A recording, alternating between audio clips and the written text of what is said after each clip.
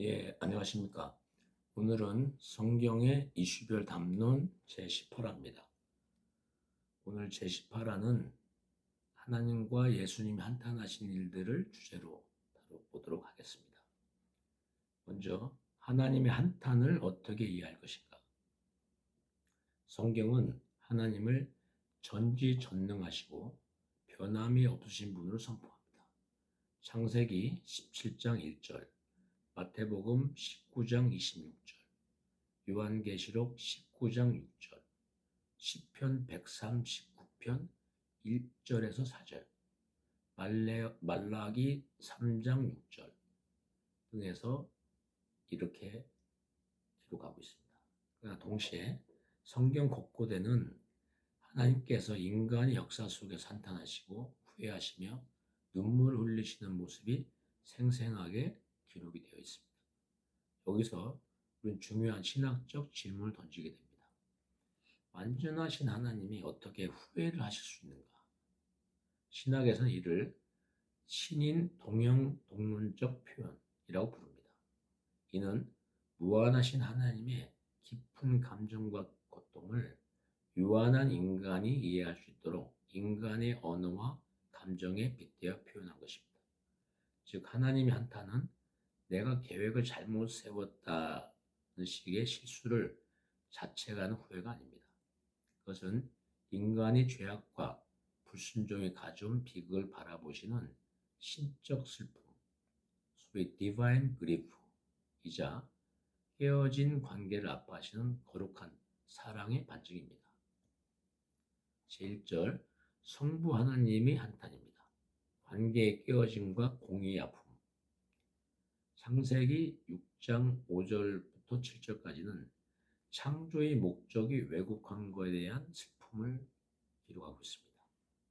여호와께서 사람의 죄악이 세상에 가득함과 그의 마음으로 생각하는 모든 계획이 항상 악할 뿐임을 보시고 땅 위에 사람 지으셨음을 한탄하사 마음에 근심하시고 라고 기록되어 있습니다.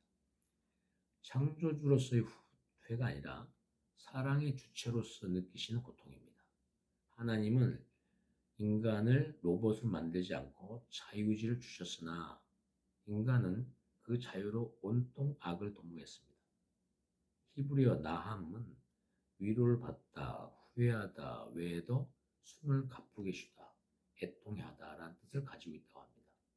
즉 죄로 인해 인간이 스스로 멸망을 자초하는 모습을 보며 숨이 막힐 듯한 통증을 느끼시는 하나님의 마음을 대변하고 있습니다. 존 켈뱅은 그의 창세기 주석에서 이 구절을 기가 막히게 해석합니다. 하나님은 경계함이 없으시지만 우리 인간의 완악함이 하나님 마음에 얼마나 큰 상처를 주시는지를 시각적으로 보여주기 위해 성경은 한탄이라는 표현을 쓴다. 이는 하나님이 감정이 기복이 심하다는 뜻이 아니라 인간의 죄가 하나님의 거룩한 본성과 얼마나 정면으로 충돌하는지를 보여주는 가장 강력한 언어적 표현이다. 제 두 번째는 사무엘상 15장 11절입니다. 선택과 세우심의 배신입니다. 내가 사울을 왕으로 세운 것은 후회하노니 그가 돌이켜 나를 따르지 아니하며 내 명령을 행하지 아니하였음이니라 라고 기록하고 있습니다. 하나님이 주권적 결정이 실패했다는 뜻이 아닙니다. 사울이라는 인간이 하나님의 명령을 거역하고 스스로 파멸의 길을 선택한 것에 대한 슬픔입니다. 사울을 향한 신뢰를 거둘 수밖에 없는 공의와 그를 아끼셨던 자비 사이에서 오는 거룩한 한탄입니다. 세 번째는 이스라엘의 반복적 불순종, 시편 78편 40절 40절 41절이고요. 예레미야서 전체 예를 관통합니다. 선지자 예레미야가 흘린 눈물은 곧 하나님의 눈물이었습니다. 예레미야서에 나타난 한탄은 심판을 행하셔야만 하는 공의 하나님이 동시에 자기 백성을 너무나 사랑하셔서 가슴을 찢으시는 사막이 불바람 같은 한탄입니다. 에스겔서 33장 11절의 말씀처럼 하나님은 결코 악인의 죽음을 기뻐하지 않으시며 돌이켜 살기를 원하시기에 한탄하시는 것입니다. 2절은 성자 예수 그리스도의 한탄입니다. 육신을 입은 신적 눈물이죠. 구약의 하나님이 인간의 언어로 한탄하셨다면 신약의 예수 그리스도는 인간이 몸을 입고 역사 속에서 직접 눈물을 흘리시며 그 한탄을 시각적으로 증명하셨습니다. 첫 번째는 예루살렘을 향한 통곡입니다. 마태복음 23장 37절, 누가복음 19장 41절부터 44절입니다. 성을 보시고 우시며 가라사대 암탉이 새끼를 날개 아래 모은 것 같이 내가 내 자녀를 모으려 한 일이 몇 번이냐, 그러나 너희가 원하지 아니하여도다 라고 말씀하십니다.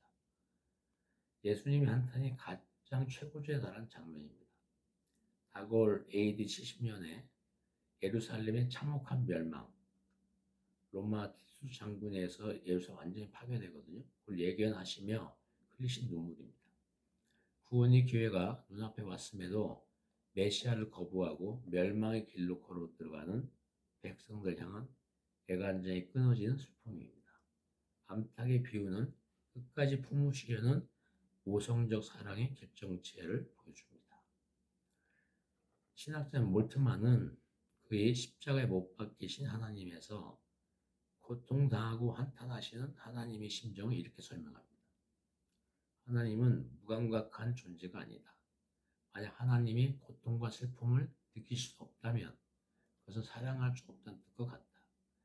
예수님이 예루살렘을 보며 우신 것은 인간의 고통과 운명에 철저히 동참하시고 그 슬픔을 신적 고통으로 승화시키는 증거이다.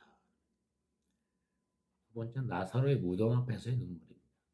요한복음 11장 35절입니다. 예수께서 눈물을 흘리시니라 라고 기록되어 있습니다. 예수님은 잠시 후 나사로를 살릴 것을 알고 계셨습니다. 그럼에도 무신 이유는 무엇일까요? 이는 단순히 친구의 죽음이라는 사적인 슬픔을 넘어선 것입니다. 죄의 대가인 사망이라는 거대한 권세 앞에 무력하게 짓밟히고 통곡하는 인간의 비참한 운명을 보시며 그 근원적 죄의 지배력에 대해 비통해 하신 것입니다. 3절은 외형주의의 우상화와 외식에 대한 메시아의 통곡입니다. 화려한 성전의 외형과 죽어버린 영적 실상입니다. 종교가 본질을 잃어버릴 때 가장 먼저 나타나는 현상은 외형의 거대화와 의식의 형식화입니다.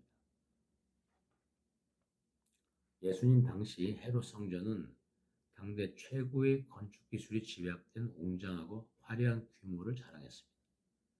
그러나 그 거대한 대리석 성전의 내부 구조는 종교 직업인들의 탐욕과 기득권, 위선으로 가득 찬 영적 무덤이었습니다. 예수님의 한탄은 바로 이 지점, 즉 겉은 화려하나 속은 죽어있는 종교적 모순을 향합니다. 이는 단순한 감정적 표출이 아니라 성전의 참된 주인이신 하나님께서 당신의 집이 강도의 소굴로 전락한 것을 목도하시고 심판을 전제로 흘리는 공의의 눈물이자 언약적 탄식입니다. 첫 번째, 종교 지도자들의 외식, 즉 위선이죠.에 대한 메시아 한탄과 실타입니다. 첫째, 마태복음 23장입니다. 7번의 화이트 진저를 말씀하시면서 거룩한 탄식하신 겁니다. 화이트 진저, 외식한 서기관들과 바리새인들이여, 중간 정리합니다. 회칠한 무덤 같으니 겉으로는 아름답게 보이나 그 안에는 죽은 사람의 뼈와 모든 더러운 것이 가득하도다. 예수님은 그리스어로 히포크리테스라는 단어를 사용하셨습니다. 이 말의 본래 뜻은 영국 배우 가면을 쓴 자라고 합니다. 즉 종교 직업인들이 하나님 앞이 아니라 사람에게 옳게 보이려고, 이거는 마태복음 23장 28절에 나옵니다. 거룩한 연기를 하고 있다는 지적입니다. 박하와 회양의 11조 같은 미시적인 종교 의미에는 결벽증에 가까운 집착을 보이면서도 율법의 본질인 정의, 긍휼, 믿음은 통째로 버린 종교 직업인들을 향한 하나님의 분노와 탄식입니다. 보네퍼의 견해를 보겠습니다. 보네퍼는 그에 저어서 나를 따르라 해서 바리새인들의 외식을 값싼 은혜의 원형으로 분석합니다. 바리새인들의 위선은 죄에 대한 철저한 회개 없이 종교적 모양과 행위만으로 의로 세워지려는 시도이다. 예수께서 이토록 강하게 탄식하며 화를 선언하신 이유는 본질 없는 종교 행위가 인간을 가장 완고하게 만들어 구원의 문을 스스로 닫아버리게 하기 때문이다. 외식, 위선은 하나님을 속이려는 가장 가증한 영적 범죄이다 라고 설파했습니다. 두 번째는 거대한 성전 규모의 우상화와 멸망 예언입니다. 첫 번째, 마태복음 24장 1절과 2절입니다. 돌 하나도 돌 위에 남지 않으리라. 제자들이 성전 건물의 웅장함을 가리켜 보일 때 예수께서 가라사대 너희가 이 모든 것을 보지 못하느냐. 중간 생략합니다. 돌 하나도 돌 위에 남지 않고 다 무너지리라. 또 기록되어 있습니다. 제자들 즉 인간의 시선은 성전 건물의 화려함, 웅장한 규모, 대리석 위용을 보지만 메시아이신 예수님의 시선은 안팎의 타락, 강도의 소굴, 본질의 상실로 인한 궁극적으로 심판을 통한 파멸까지를 다 예견하시기 때문에 차이가 있는 것입니다. 제자들은 눈에 보이는 성전의 눈부신 규모와 외형에 압도되어 있었습니다. 그런 예수님은 그 화려한 이면에 가려진 영적 파산을 보셨습니다. 성전이 하나님을 만나는 거룩한 소통의 장소가 아니라 그 건축물 자체로 인간의 권력과 의를 자랑하는 건축물 우상화에 빠져 있었기 때문입니다. 예수님의 심판 예언은 외형적 성전 체제의 종말을 선언함과 동시에 예수 그리스도 자신의 몸으로 이룰 참된 성전의 시대를 예고하는 탄식입니다. 존 켈뱅은 그에 져서 마태복음 주석에서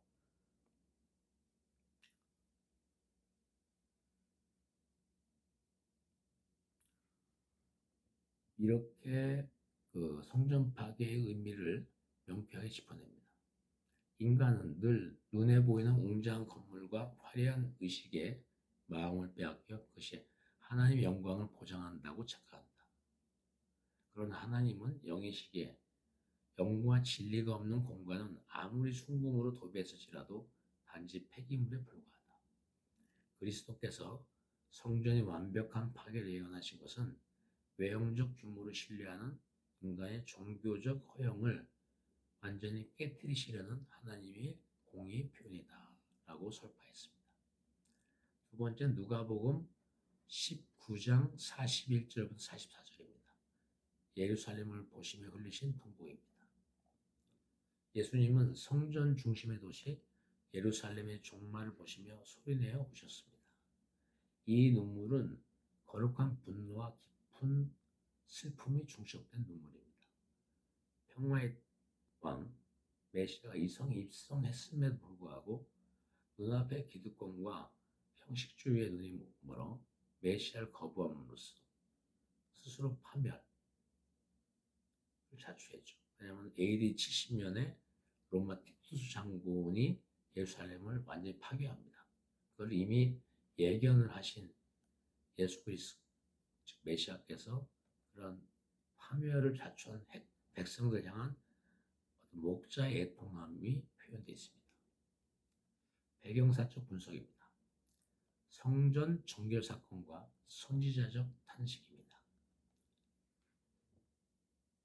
너희가 이 성전을 강도 소굴로 만든도다. 마태복음 21장 12절 13절이고요. 예레미야 7장 12절입니다. 예수께서 성전에서 돈 바꾸는 자들이 상을 엎으신 것은 예레미야 선지자의 메시지를 그대로 재현하신 것입니다. 예레미야 시대의 백성들도 속으로는 온갖 죄를 저지르면서 성전에 와서 우리는 구원을 얻었다. 이곳은 여호와의 성전이다라며 안심을 했습니다. 이건 예레미야 7장 4절에 나와 있습니다. 예수님 당시에도 성전은 종교 권력자들의 거대한 상업적 이권 네트워크로 전락해 있었습니다.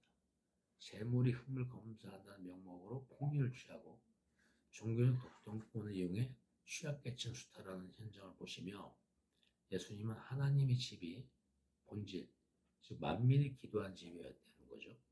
본질이 이뤘을 때 얼마나 잔혹한 착취의 도구로 변질될 수 있는지를 고발하며 단식하신 것입니다. 신학자 볼트만의 견해를 보겠습니다. 예수의 성전 정결과 단식은 제도화되고 관료화된 종교에 대한 종말론적 위기선언이다. 성전이 신앙의 본질을 담는 그릇이 아니라 기득권을 보호하는 요새, 강도의 소굴이 했을 때 메시아는 그 제도의 존속을 허락하지 않으신다. 예수의 한탄은 역사적 성전 종말을 고하는 신호탄이었다라고 비판했습니다. 4절, 영적 무지와 맹목과 시대 분별력 상실입니다. 첫째, 시대의 징조를 분별하지 못하는 영적 무지에 대한 한탄입니다. 예수님 마음을 가장 답답하게 만들었던 것 중 하나는 날씨나 세상 물정은 기가 막히게 분별하면서도 정작 영적 흐름과 메시아가 도래한 최고의 타이밍이었죠. 타이밍은 전혀 깨닫지 못한 인간의 완악함과 무지였습니다. 첫 번째, 마태복음 16장 1절부터 4절, 누가복음 12장 54절부터 56절은 천기는 분별하면서 시대는 분별하지 못한 것을 한탄하십니다. 너희가 저녁에 하늘이 붉으면 날이 좋겠다고 아침에 하늘이 붉고 흐리면 오늘은 날이 굳겠다 하나니 너희가 천기는 분별할 줄 알면서 시대의 표적은 분별할 수 없느냐. 악하고 음란한 세대가 표적을 구하나 요나의 표적밖에는 보여줄 표적이 없느니라 하시고 그들을 남겨두고 가시니라 라고 기록되어 있습니다. 여기서 예수님이 한탄하신 시대의 표적은 메시아가 이 땅에 와서 행하시는 구원의 사역을 의미합니다. 소경이 눈을 뜨고 눌린 자가 자유케 되는 눈앞에 확실한 영적 증거들이 속출하는데도 사람들은 기득권의 논리와 영적 맹목에 갇혀 메시아를 단지 정치적 선동가나 위험문자로 취급했습니다. 주님의 단식은 세상적인 지혜와 계산에는 밝으면서 하나님의 구원 역사를 바라보는 영적 안목은 철저히 닫혀버린 세대를 향한 비통함을 표시한 겁니다. 신학자 바르트는 그의 저서에서 이 구절을 인간의 자율성이 낳은 영적 파산으로 해석합니다.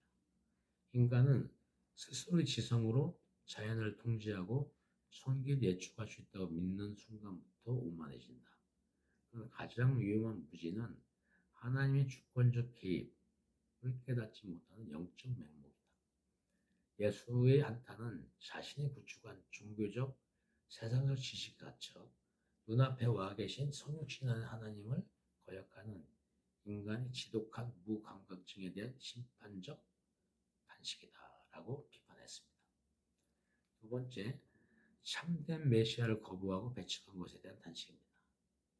영적 무지 종착역은 결국 구원자로 오신 메시아를 소문 밖으로 밀어내고 배척하는 비극이었습니다. 첫째, 요한복음 1장 11절, 마태복음 11장 20절에서 24절입니다. 영접치 아니함과 권능을 보고도 회개치 않는 것입니다.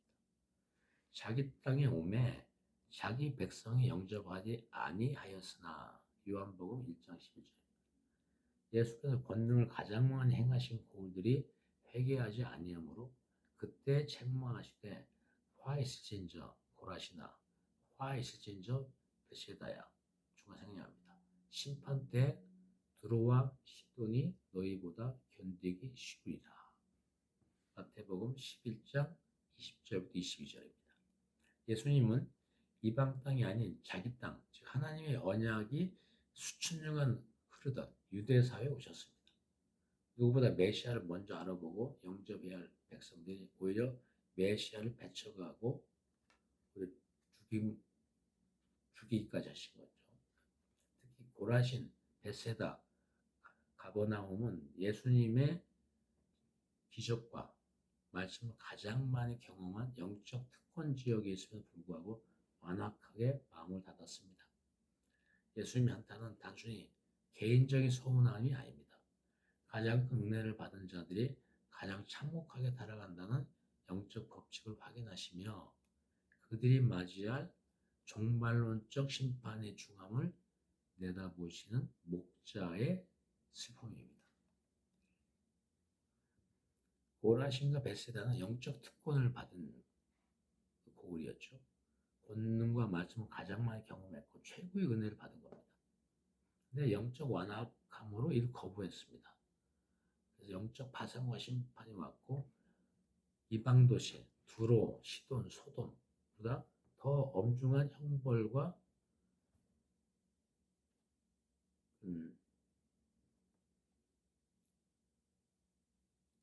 형벌을 받는 거에 대해서 예수 그리스도께서 한탄하신 거죠. 신학자 켈뱅의 견해를 보겠습니다. 켈뱅은 공간복음 주석에서 은혜를 짓밟은 자들의 죄질을 엄중히 다룹니다. 하나님 말씀과 권능이 더 선명하게 선포된 곳일수록 그것을 거부한 죄의 대가는 상상을 초월할 정도로 무거워진다. 예수께서 고라신과 베세다를 향해 화를 선언하며 한탄하신 것은 은혜가 무서운 심판의 도구로 바뀌는 순간을 보여줍니다. 복음을 듣고도 변화하지 않은 마음은 소돔의 죄악보다 더 완악한 상태이다라고 아주 비판하셨습니다. 세 번째는 구약의 예언적 맥락입니다. 성경을 거스르는 목이 곧은 백성. 예수님 이러한 한탄은 구약 시대부터 누적되어 이스라엘의 고질적인 성령 거역의 역사가 맞닿아 있습니다. 구약을 보시면 정말 집요하게 불순종하고 성령을 거부하는 것이 답답할 정도로 많이 나옵니다. 첫 번째 이사야 63장 10절, 사도행전 7장 51절 52절입니다. 성령을 근심하게 한 역사입니다. 그들이 반역하여 주의 성령을 근심하게 하였으므로 그가 돌이켜 그들이 대적이 되사 신이 그들 치셨더니 이사야서 63장 10절에 나오죠. 목이 곧고 마음과 귀의 할례를 받지 못한 사람들아 너희도 너희 조상과 같이 항상 성령을 거스리노다 라고 사도행전 7장 51절에서 나오고 스데반의 설교였습니다. 이스라엘 역사는 하나님의 은혜와 한탄의 반복이었습니다. 광야에서부터 선지자 시대 그리고 메시아 도래에 이르기까지 그들은 늘 성령의 감동을 거스르고 목을 굳게 세웠습니다. 예수님의 한탄은 바로 이 유구한 역사적 반역과 불순종 흐름이 자신은 십자가에 못 박음으로써 마침내 절정에 달할 것을 아쉽게 터져나오는 구속사적인 한탄이었습니다. 결론을 좀 맺어보겠습니다. 오늘날 현대교회와 성도들에게 주는 어떤 예언적 경고라고 볼 수 있겠습니다. 마태복음 23장과 24장에 나타난 예수 그리스도의 한탄은 2000년 전 유대 사회만을 위한 과거의 메아리가 아닙니다. 이는 오늘날 현대 교회를 향한 뼈아픈 예언적 경고라고 볼 수 있습니다. 먼저 규모의 우상화를 경계해야 합니다. 교회의 크기, 교인 수, 재정 규모가 곧 하나님의 축복이자 영적 권위라고 착각하는 순간 우리는 그 구약 시대의 백성들처럼 성전의 건물들을 가리켜 보려는 우를 범하게 됩니다. 주님은 외형적 크기가 아니라 그 안에 정의와 긍휼과 믿음이 작동하는가를 보십니다. 두 번째는 신앙의 외식을 철저히 배격해야 합니다. 예배의 형식은 화려하나 삶의 실천이 없고 겉은 그리스도인의 가운을 입었으나 속에는 탐욕과 이기심 가득하다면 그것이 바로 주님이 한탄하실 회칠한 무덤입니다. 예수님의 한탄은 우리를 파멸시키는 저주가 아니라 껍데기를 깨고 본질로 돌아오라는 마지막 자비 호소입니다. 거대한 건물과 외식의 가면을 벗어던지고 하나님이 참으로 원하시는 성령과 진리 안에서의 예배, 삶의 현장에 드리는 정의와 자비를 회복할 때 비로소 주님의 한탄을 기쁨의 찬송으로 바꿔드릴 수 있을 것입니다. 앞에서 쭉 한탄의 공통적 본질을 살펴봤는데 이것이 오늘 우리에게 주는 어떤 메시지를 한번 살펴보겠습니다. 하나님과 예수 그리스도의 한탄과 후회 그리고 눈물에는 확고한 공통적 법칙이 존재합니다. 첫째는 진노가 아닌 사랑의 또 다른 얼굴입니다. 미움이 있다면 아예 외면하거나 진노로 멸절하면 끝입니다. 그러나 한탄하신다는 것은 여전히 포기할 수 없을 만큼 살아가신다는 고통스러운 고백입니다. 둘째는 회개와 돌이킴을 촉구하는 강력한 호소입니다. 신학자 바르트는 하나님의 후회는 당신의 뜻을 바꾸시는 변덕이 아니라 인간이 변화를 이끌어내기 위해 자신을 인간의 역사적 상황에 맞추시는 역동적인 사랑의 주권이라고 말했습니다. 하나님의 한탄을 깨닫는 자만이 진정한 회개로 나갈 수 있습니다.